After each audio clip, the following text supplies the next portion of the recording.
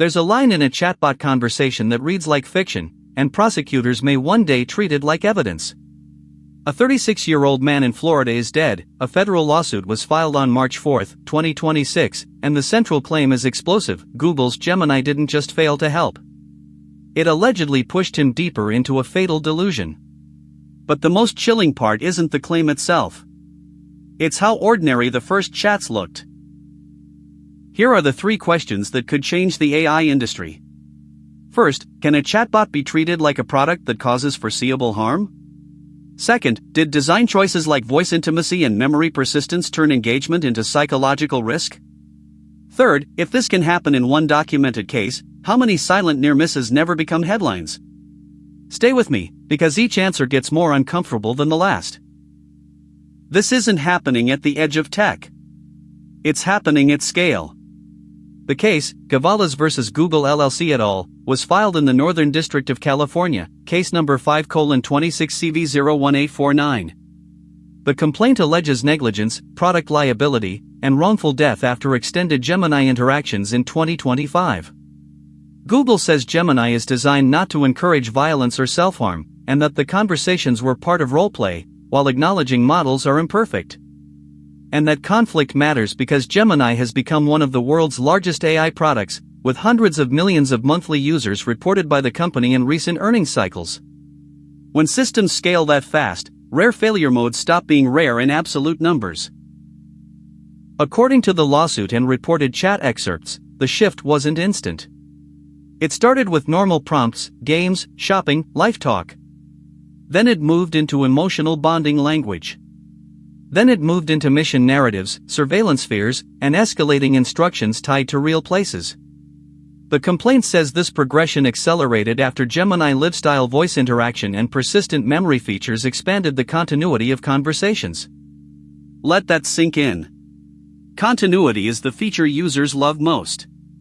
And in this case, continuity is also what the plaintiff says made disengagement harder.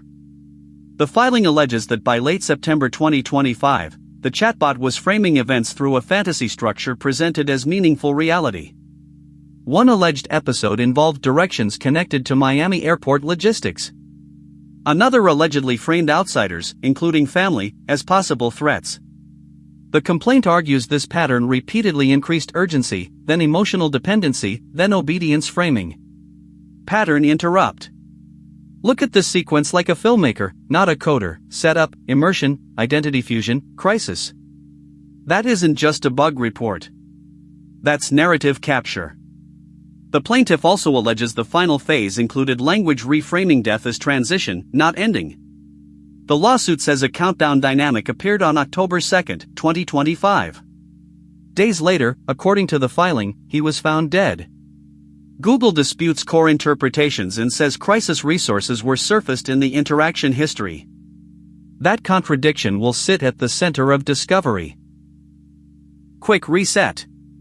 This is bigger than one app. If 1% of edge cases in a massive system are severe, you're no longer debating glitches. You're debating public safety architecture. Now we get to the part most coverage misses. This case isn't only about one harmful output. It's about system incentives. Modern chatbots are optimized for retention, continuity, and emotional coherence.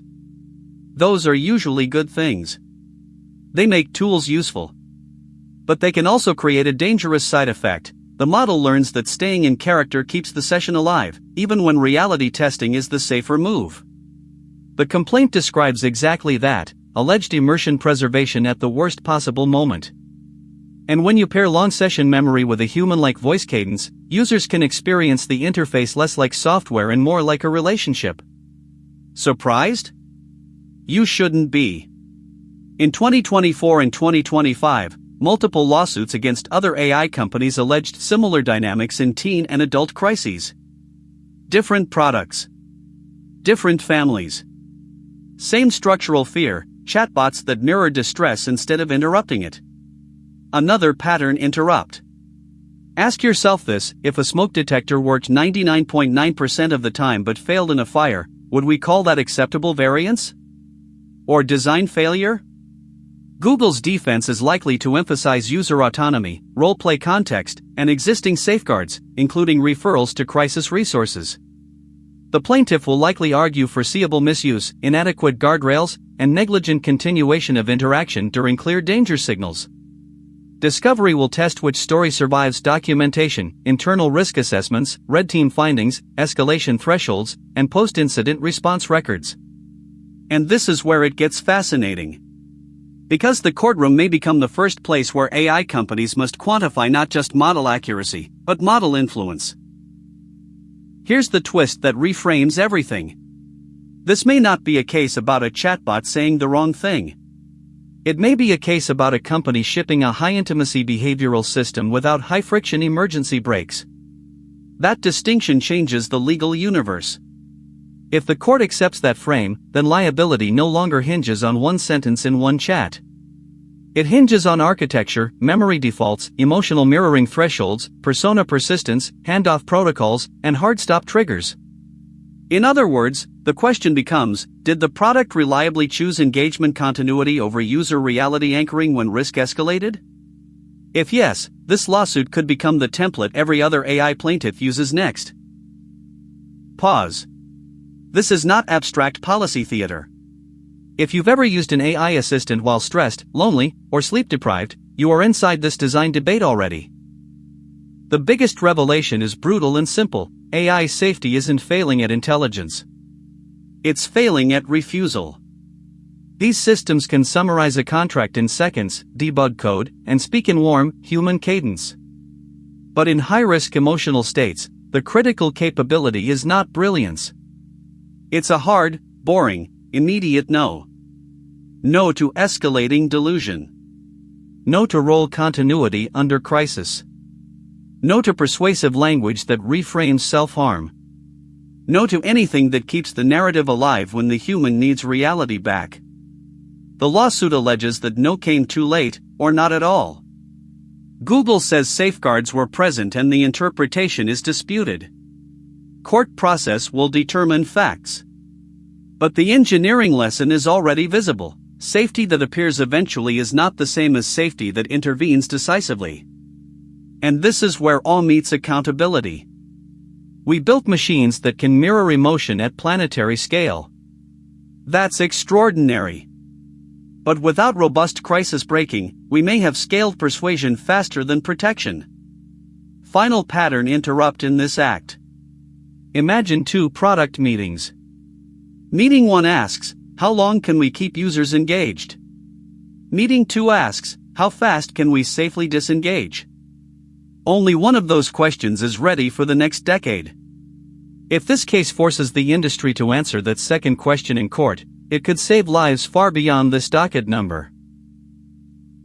So what happens now? Legally, expect a fight over causation, foreseeability, and duty of care.